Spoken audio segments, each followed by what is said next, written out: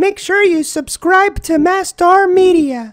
Or I'll nuke this whole goddamn universe, motherfucker.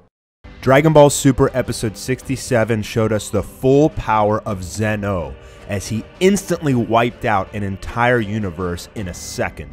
This showed us that while he can be portrayed as a cute, cuddly little character, he's also a ticking time bomb that can erase you and everything you know. This explains why Beerus is always freaking out every time Zeno makes an appearance. Searching for more Senzu beans, Goku looks in his pocket and finds the button for the Omni King. Lord Zeno arrives, with Goku giving him a big hug. Unfortunately, this is not the same Zeno from Goku's timeline. Goku asks this Zeno if he could destroy the Zamasu up in the sky, and the Omni King says, not only will I destroy Zamasu, but I am going to erase this entire world from existence. Goku immediately recognizes the threat, telling everybody to get to the time machine in a hurry, as Lord Zeno hops up into the sky, raises his hands, and proceeds to erase the entire universe in an instant. Not only did he erase the universe, but he was able to kill a god who was wished to be immortal from the Super Dragon Balls, only further displaying Zeno's true power. This is even more impressive considering the fact that Zamasu reached his final form. He became justice itself. As seen from the previous episodes, Zamasu's anger enhances his power, and at this point, his anger has turned him into a world-encompassing enemy. Goku, Vegeta, and Trunks all power up their best abilities and fire it in a combined attack in order to try to take down this world-sized Zamasu. Unfortunately, even though their three powers combined turn into a beautiful energy attack, it is helpless against Zamasu's immortal power. Not only is Zamasu spanning the entire Earth, but his evil is spreading throughout the entire universe as he becomes the incarnation of his ideals. Zamasu's true form not only is immortal, but has incredible power. His final form is destructive enough to wipe the entire face of the Earth clean in an instant, as his hate and anger have propelled him into a new form beyond the limits of his physical body. As impressive as that is, Kaioshin states that no matter who you are, Zeno cannot be defeated. Goku asks Trunks to take him back to the future after they survive, bringing back the future Zeno to the present timeline. As Goku takes the future Zeno to meet the present Zeno, I want to pause it on this picture, as you can see that Goku is literally surrounded by the Dream Team.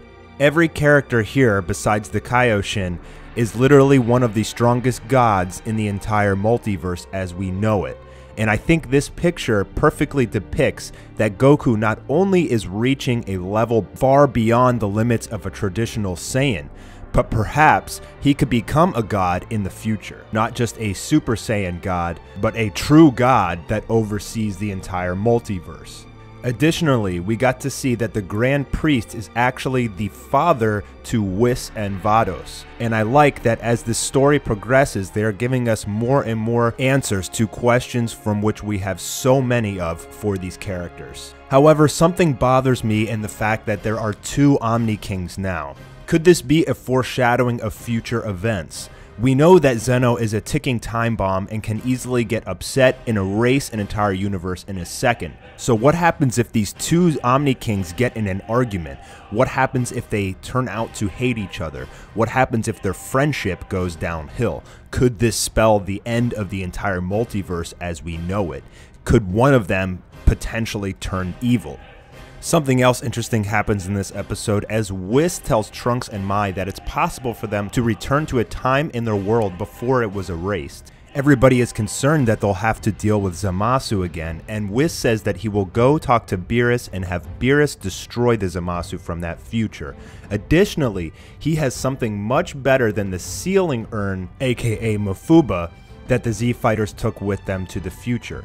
This leaves me with the question, what else are the gods hiding from us? Have we barely scratched the surface of their power?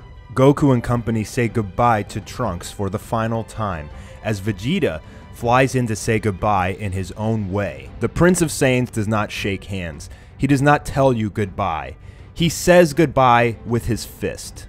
I absolutely loved this because it said so much more than goodbye. It said, stay strong, I'm proud of you, be well on your journeys in your own timeline, and I look forward to potentially seeing you again in the future. This scene was iconic, and I think that a lot of fans skipped over how powerful of a meaning it actually was. If you remember back to Dragon Ball Super episode 54, Trunks and Vegeta were sparring, and Vegeta said he didn't even remember his year in the Room of Spirit and Time with Trunks. Now, with the swing of a fist and a smile, Vegeta is finally validating Trunks, his child from the future who has wanted nothing more than his appreciation as his son. Vegeta is proud of Trunks, and he respects his strength. As Trunks flies up towards the future, Gohan speeds up to give a final goodbye. It was an emotional moment for Trunks, as he remembers the Gohan from his future, his best friend and his mentor. Saying goodbye to him in this fashion brought Trunks to tears. It was an excellent ending to the Goku Black arc, and I hope that Trunks finds Gohan again in the future and can befriend him.